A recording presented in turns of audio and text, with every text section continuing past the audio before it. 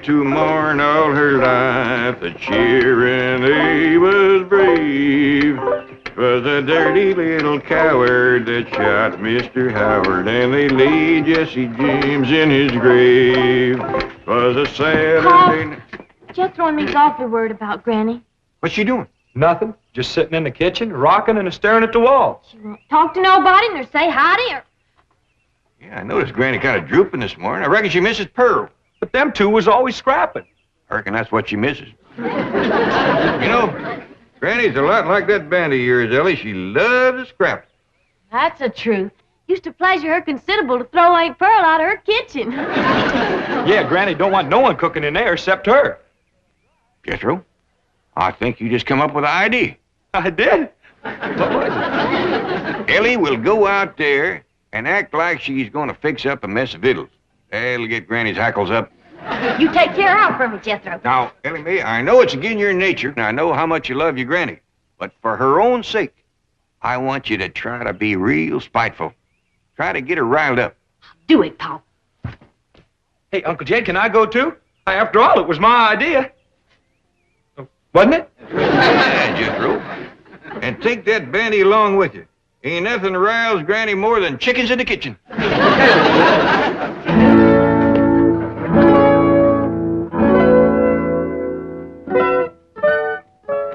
Wait, I'm gonna cook up a mess of victuals. That's what I'm gonna do.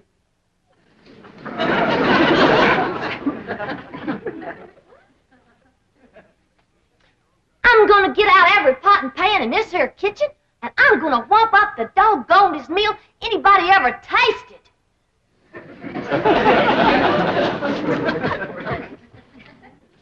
Hi, Allie. What you fixing on doing? I'm gonna cook up some victuals. Granny don't allow nobody to cook victuals in her kitchen. I don't care what Granny don't allow. I'm gonna cook up some victuals anyhow. I'll help you. Here now, what are you young'uns up to? Well, we's gonna cook us some victuals. Why, you know Granny don't allow that in her kitchen. We don't care what Granny don't allow. We's gonna cook us some victuals anyhow. Jethro, is that a chicken you're holding? Yes, sir. Well, you better get shed of it right away. No, I mean outside. Ain't nothing riles Granny more than chickens in her kitchen.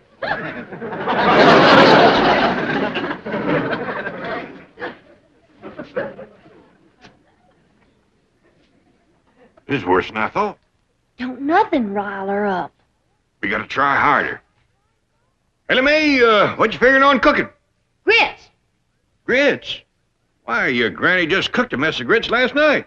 I know, Paul, but them was the worst mess of grits anybody ever cooked. Well, heck, I ate 4 great big heaping. Ellie Mae Clampett, what a spiteful, riling thing to say about your Granny's cooking.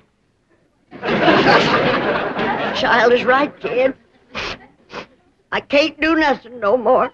I ain't worth the powder to blow me up with. Granny, I didn't mean it. Paul made me say it. Them was the best grits ever. They sure was, Granny. Like I was gonna tell you. I ate 4 great big bowls. But Uncle Jed, he wouldn't let me tell you. And he made me throw that chicken on you, too. I don't blame Jed for wanting to get rid of me. I'm just a useless old woman. I ain't good for nothing or nobody. My time has come. Now, Granny, hold on there. No, Jed. Just do me one favor. Send me back home. I don't want to die in this foreign country. Now, hush that kind of talk. Paul, you ain't gonna let Granny... Don't try to shield me from him, young'uns. Just make it quick and merciful, Jed. Poleaxe me. Well, I sure made a mess of that. Come on, maybe we can think of something if we go outside and put our 2 chicken brains together. Oh, come on, Uncle Jed.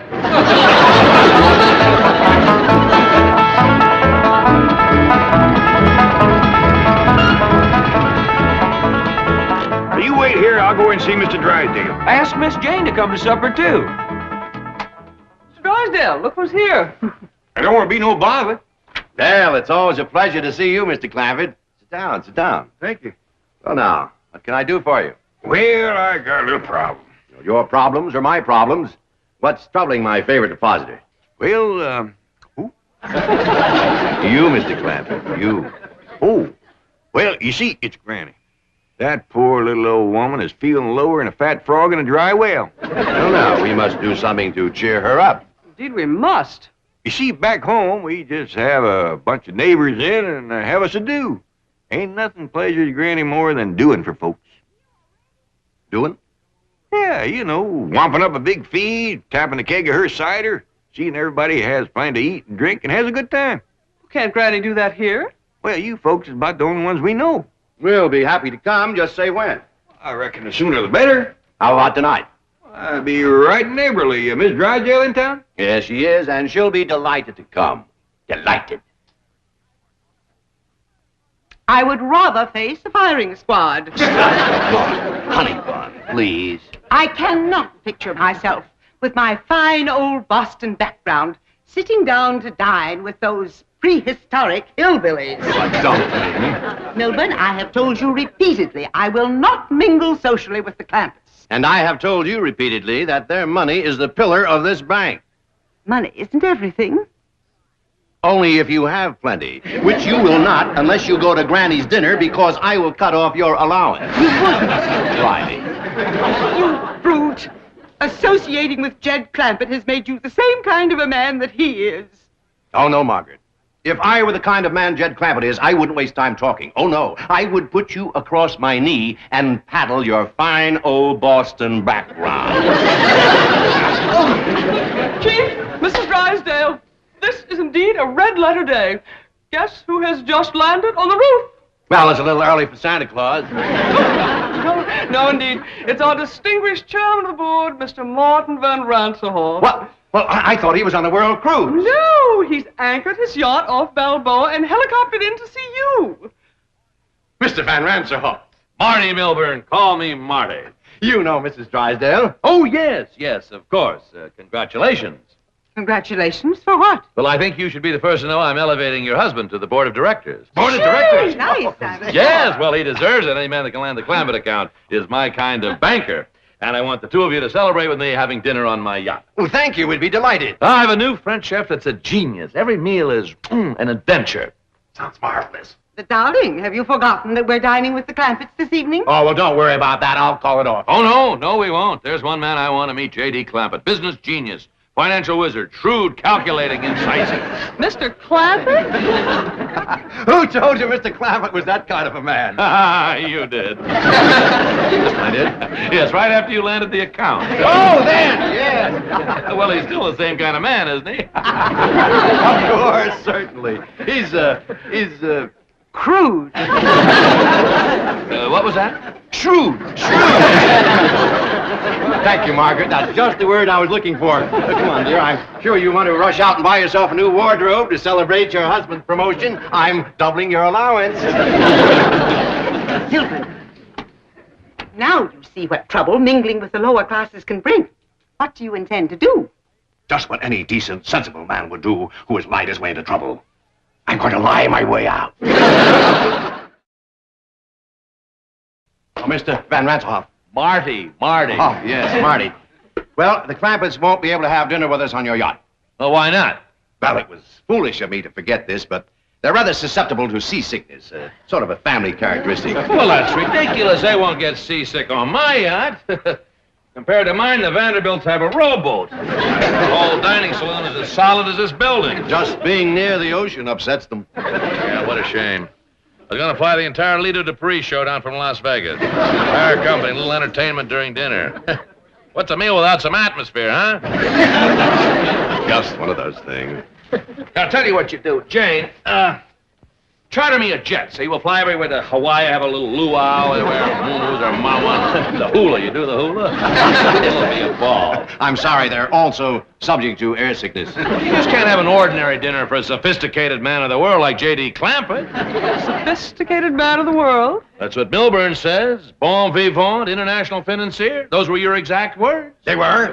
Oh, they were, yeah. I'll tell you what, I haven't done this in years. Jane, get charter a train, see, and I'll get the galley crew and the chef. We'll have an orchestra in the club car, dinner on the train, and dessert in San Francisco. Should be $1 million less. Last time I did this was between Paris and San Moritz. Had everybody dressed as Swiss yodelers. St. Bernard dogs running with kegs of brandy under the neck. Wow, wow, wow. I tell you, the Duke and Duchess, it really was embarrassing. What's the matter?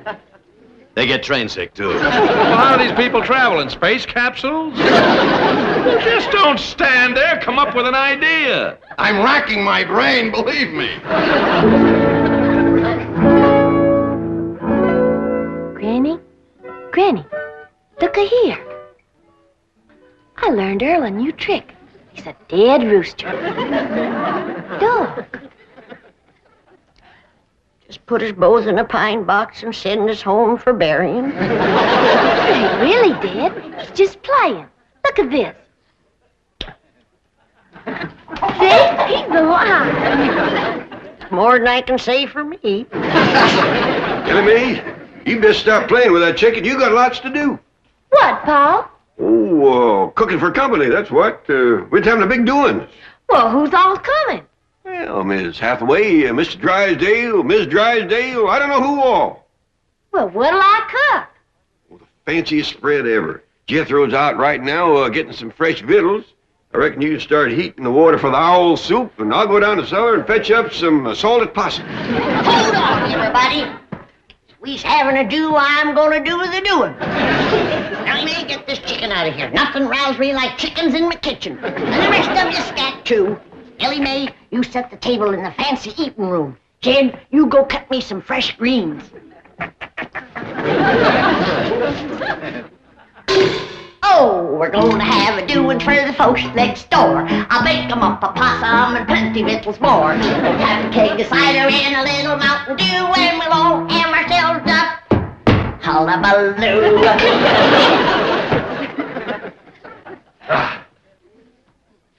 Look, there's a place out here called the Coliseum, isn't there? Yes, it's a stadium. Oh, good, good. We'll hire it for the night. Tell you what, we'll have a Roman bacchanal, see? All the guests will wear togas. They'll have laurel wreaths in their hair. Marty. Yes? I don't think you can get the Coliseum on such short Well, I'll notice. tell you what, we'll get Grauman's Chinese. That's a theater. Rent the theater, you understand? Have all the guests dressed in kimonos, and we'll have dinner out in the forecourt. Oh, and by the way, Jane, get me some fresh cement. I'll bet you Jed Clampett never put his footprints in wet cement while eating fried shrimp. Well, tell you the truth. Oh, I know what you're going to say. That's the trouble with fellas like Clampett and me. We've been everywhere. We've done everything. There just are no new thrills. Yes, that's probably why the Clampetts are such a secluded family. They never go out. Hey, by the way, you're going there for dinner tonight, aren't you? Well, yes, but... Jane, call them and ask if I could impose on their hospitality. I just got to meet the Clampetts. No, don't call. Well, why not? Well, they don't like to talk on the telephone. Now, I'll go up there in person and speak to them on your behalf. Oh, good boy, good boy. Look, just in case, I better get a date for tonight. Get me Liz Taylor on the telephone. I believe she's in Europe. Judge of Gabor. Married? Walter Bridgerton married. Susan Hayward married. Jane Mansfield married. Jane Hathaway. Single. Who is she? Yours truly. Yeah, Shirley MacLaine married. Mr. Van Ranserhoff, I think I should tell you that I already have an invitation to the Clampetts for dinner tonight. We are very good friends. Very close. Really? Yes, indeed. Oh, would you mind turning around?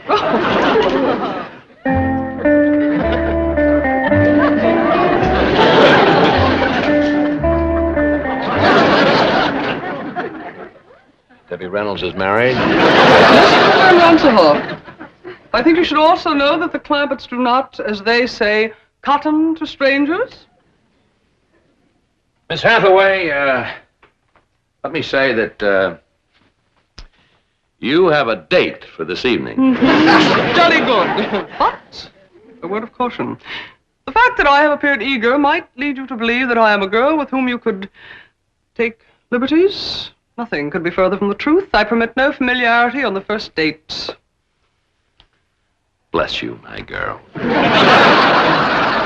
I can't tell you how sorry I am, Mr. Clampett, but you see, Mr. Van Ranselhoff is my boss. Well, bring him along. Granny's got plenty of possum and grits and owl soup. Well, I'd love to bring him, but he has dinner planned on his yacht, and I have to do what he wants. I'm terribly sorry. Well, so am I. Poor Granny is going to be like a mule kick to her. Well, tell her we'll come tomorrow night or tomorrow morning for breakfast if she likes, but tonight I have to be with Mr. Van Ranselhoff. Well, I understand. Thank you, Mr. Clampett. Thank you very much.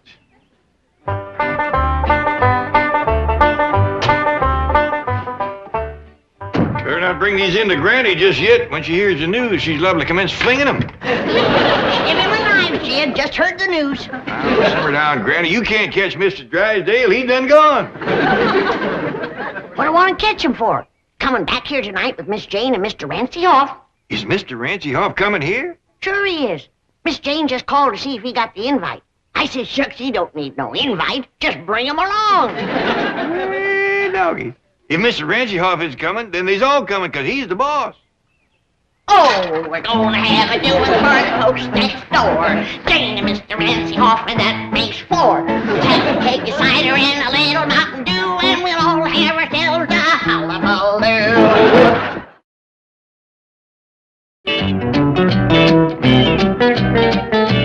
What do you mean Ranselhoff's going to the Clampetts? I'll be exposed. I'll be ruined. Chief, veritas vincit omnia.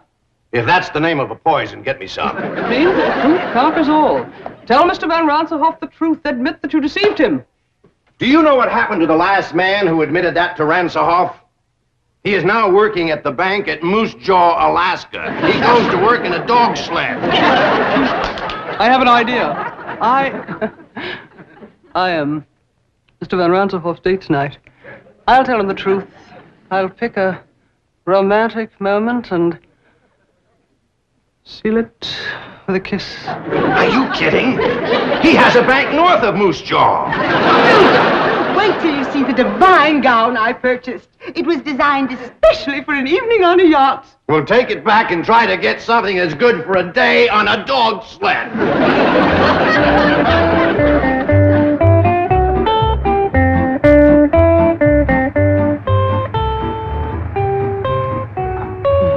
Say, what a place, huh? A veritable palace.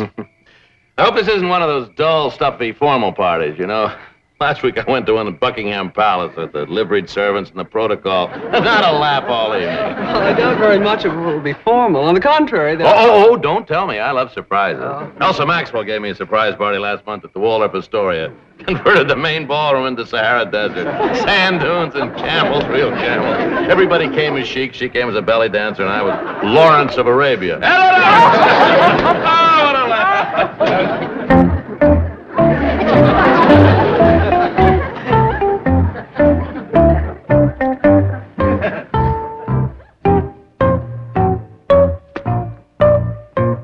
What are you doing? I'm packing for Moose Jaw, Alaska. Ranselhoff just arrived at the Clampetts. Surely you're exaggerating the situation. Margaret, one look at those hillbillies and I'm an Eskimo. Lady Clampett, may I present Mr. Martin von Ranselhoff? How do you do, sir? Hey, just call me Jed, and this here's Granny. Pleasure to know. How do you do? This is fabulous. No, this is Ellie. My daughter, Ellie Mae. Howdy there. Say, I got a rooster that plays dead. You want to see him? Now, May, let's wait till later to show off your critters. This fine young fella here is my nephew, Jethro. Howdy, Mr. Ranselhoff. He's my cousin Pearl's boy. We're right proud of Jethro. He's going to graduate from the 5th grade this year. Congratulations, young man. Well, thank you. Well, let's all go sit in the parlor while Granny pulls a bung on a keg of cider.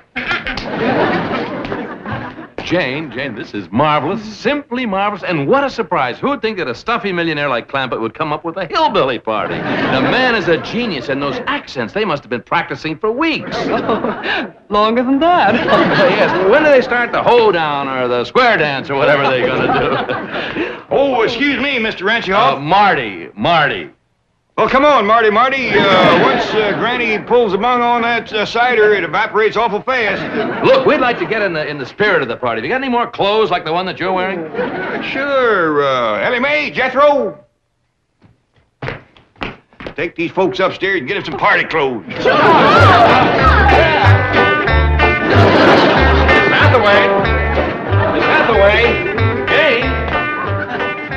Here I am. You look like something out of Tobacco Road. Well, you're not exactly Adolphe Menjou yourself. You know, I can't get over an important millionaire like Clampett going to all this trouble to surprise me with a hillbilly party. He's a wonderful man. He's the greatest. He's a millionaire's millionaire. I'll always be grateful to Drysdale for... By the way, why aren't the Drysdales here? Well, that's rather a long story, Mr. Van Ranshoff. Call me Marty the way Clampett does. That kills me. Well, Marty. Mr. Drysdale thinks you're going to transfer him to your bank in Moose Jaw, Alaska. Moose Jaw, Alaska?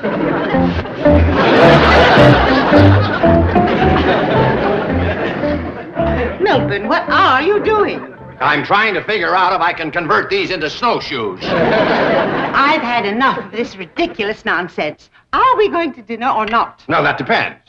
Mr. Van Ranshoff spoke so highly of his French chef. I'm simply dying for a Chateaubriand. How would you feel about a nice big dish of flaming blubber?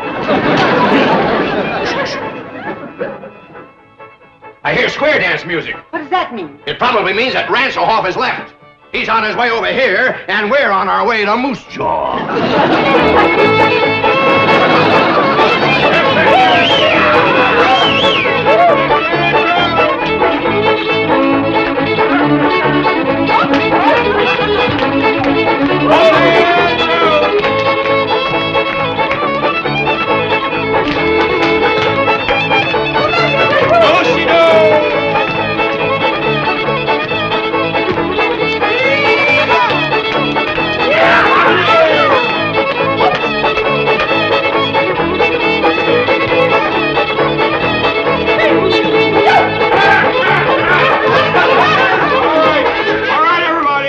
Says we can't wait no longer for the Drysdale. Her owl soup and chicken fried hawk is getting cold. This way to the fancy eating room. Owl soup and chicken fried hawk. What a sense of humor. Drysdale's missing the party of the year. A do-see-do.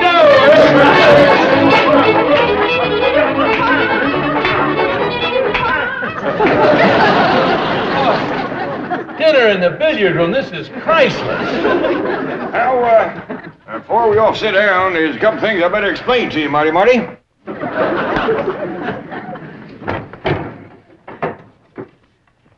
Now, these sticks with the notches in them is the pot passers. And these pointy ones here is the meat stabbers. Is just dandy for stabbing stuffed crow. I wish Elsa Maxwell and Pearl Mesta could be here. Partial to stuffed crow, is they? Well, come on, sit down, everybody. First we'll have Grace, and after that, Ellie Mae will pass out the deviled buzzard eggs. He is just fine with baked possum.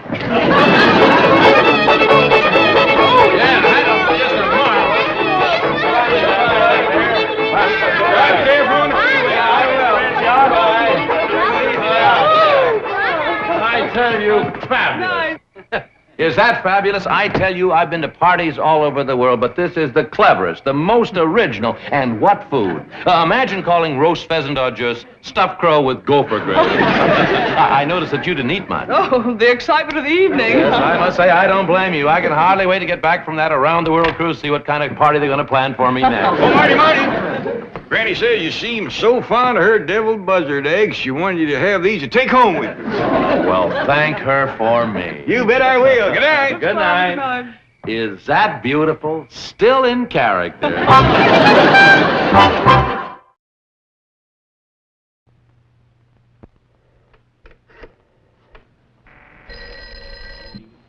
Yes, Chief. Miss Hathaway, how did you know this is? At this time of the night, who else would be calling me? Well? I've just prepared a bowl of Kellogg's cornflakes. Miss Hathaway, tell me about it. Well, you know about Kellogg's cornflakes. Crisp, golden flakes with real corn taste. Miss Hathaway, what happened at the dinner? Oh, he loved it. Thought it was a gag.